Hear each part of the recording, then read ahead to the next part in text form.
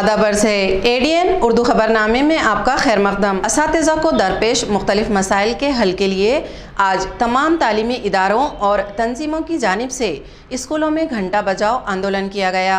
निजी तालीमी इदारों में बरसों से नॉन ग्रांट तर्ज पर काम कर रहे टीचर्स के मसाइल को लेकर मुंबई के आज़ाद मैदान पर जारी आंदोलन की हिमायत के लिए आज शहर के तमाम स्कूलों में घंटा बजाओ आंदोलन किया गया।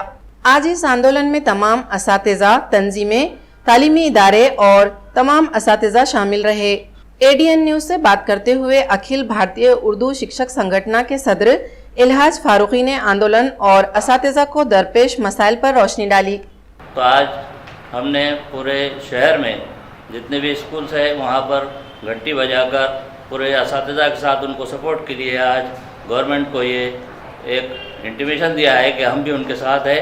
जो गवर्नमेंट ने ग्रांट के ताल्लुक से जो काम चल रहा है कि 2000 से 2001 से स्कूलें जितनी थी नॉन ग्रांट की, वो ग्रांट पे आने के बावजूद भी उनको ग्रांट नहीं मिल रहा है। जिनको 20% ग्रांट डिक्लेयर करना था अनुदान के साथ, उनको नहीं किया गया। जो 20% ले रहे हैं उनको 20 का 40% और 60% मिलना चाहिए था, वो नहीं मिल रहा। नॉन टीचिंग स्टाफ की परमिशन नहीं मिल रही है, टीचर्स की भर्ती नहीं हो रही है। इसके ताल्लुक से आज़ाद मैदान में पिछले 29 जनवरी से आंदोलन चल रहा है। उसको तमाम संगठनों का सपोर्ट है।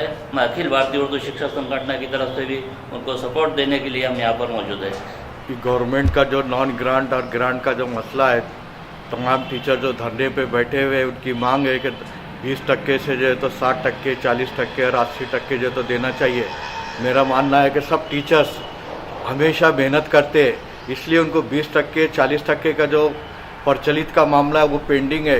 इसलिए तमाम स्कूल के तमाम टीचर्स जो नॉन ग्रांट पे काम कर रहे हैं उनको 100% जो तो ग्रांट दिया जाए, क्योंकि बेचारे जो तो घर बेच के खेती बेच कर जो तो आज जो तो भूख से परेशान है। उनके बाल बच्चे जो तो रोड पे आए हुए हैं।